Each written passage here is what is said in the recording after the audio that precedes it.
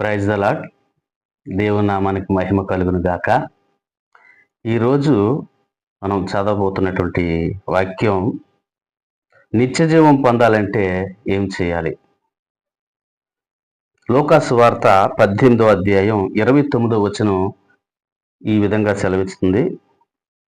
ఆయన దేవుని రాజ్యము నిమిత్తమై ఇంటినైనను, భార్యనైనను, అన్నదమ్ములనైనను, తల్లిదండ్రులనైనను, పిల్లలనైనను విడిచిపెట్టిన వాడెవడును ఇహమందు చాలా రెట్లను, పరమందు నిత్య జీవమును పొందకపోడని నిశ్చయముగా మీతో చెప్పుచున్నానని వారితో అనెను. పేతురు గారు ఈ విషయమై ఆ పై వచనములో, ఇదిగో మేము మాకు కలిగిన అన్ని విడిచిపెట్టి నిన్ను వెంబడించమనగా ఆయన ఈ మాట చెప్పారు. పేతురు గారు యేసుక్రీస్తు వారిని ప్రశ్నించడము జరిగింది. ప్రశ్నించినప్పుడు మాకు కలిగినవన్నీ మేము విడిచిపెట్టాము అని చెప్పినప్పుడు యేసుక్రీస్తు వారు ఇస్తున్నటువంటి జవాబు ఏంటంటే,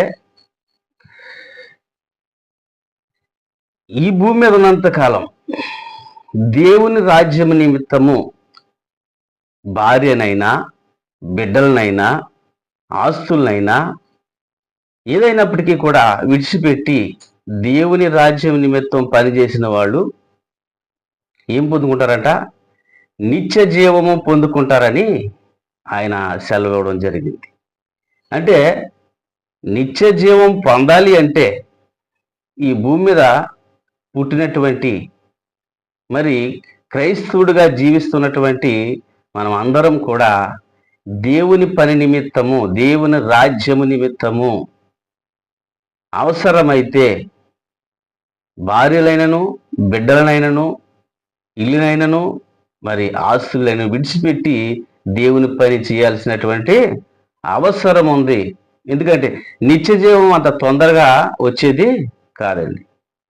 కష్టపడకుండా ఫలితము రాదు. కనుక ఈ భూమి మీద ఉన్నంతకాలం నువ్వు కష్టపడి దేవుని పని నిమిత్తము, దేవుని రాజ్యము నిమిత్తము, దేవుని స్వార్థ ప్రకటించడం నిమిత్తము నీవు అవసరమైతే ఈ భూమి మీద కలిగినవన్నీ విడిచిపెట్టి దేవుని పని చేస్తే నువ్వు ఏం పొందుకుంటావు? నిత్య జీవం పొందుకుంటావు. నిత్యము జీవించేటటువంటి తత్వం దేవునిలో, పరలోకములో, మరి దేవునిలో నిత్యము జీవించేటటువంటి మరి తత్వాన్ని నువ్వు పొందుకుని ఆనందంగా జీవిస్తావని వాక్యం సెలవిస్తుంది. కనుక ఈ లోకంలో మరి కొన్ని రోజుల క్రితం జరిగినటువంటి సంఘటన గుర్తే సహోదరులు ప్రవీణ్ పగడాల గారు దేవుని సువార్త, రాజ్య సువార్త నిమిత్తము అనేక చోట్ల సంచరిస్తూ దేవుని వాక్యాన్ని ప్రకటిస్తూ అనేక ఆత్మలను రక్షిస్తూ సత్యాన్ని బోధిస్తూ ఆయన మరణించడము జరిగింది.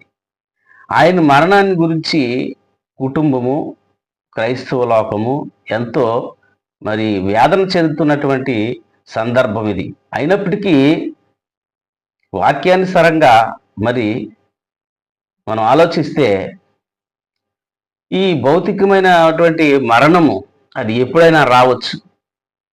కనుక ఆ మరణాన్ని గురించి కాదు, కానీ నిత్యము వేదనకరమైనటువంటి స్థలానికి మనం పోకుండా ఈ భూమి మీద ఉన్నప్పుడే మరి నిత్య జీవం పొందడానికి మనం ప్రయత్నం చేయాలి. ప్రవీణ్ గారు ప్రయత్నం చేశారని నేను అనుకుంటున్నాను. ఎందుకంటే ఆయన వాక్యాలు, ఆయన మెసేజ్లు నేను చాలా వినడం జరిగింది. ఆయన డిబేట్లు విన్నాను నేను. కనుక భయం ఎరగక, ఒకవేళ మరణిస్తాను అన్న భయము కూడా విడిచిపెట్టి దేవుని సువార్త నిమిత్తం ఆయన ప్రాణం విడవడం జరిగింది. ఆయన ఒక హతసాక్షి, సువార్త నిమిత్తము హతసాక్షి.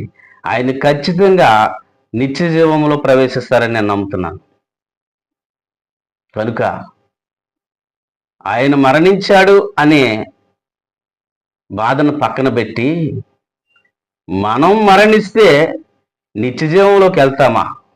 నెమ్మది నెమ్మది గల స్థలంలోకి వెళ్తామా?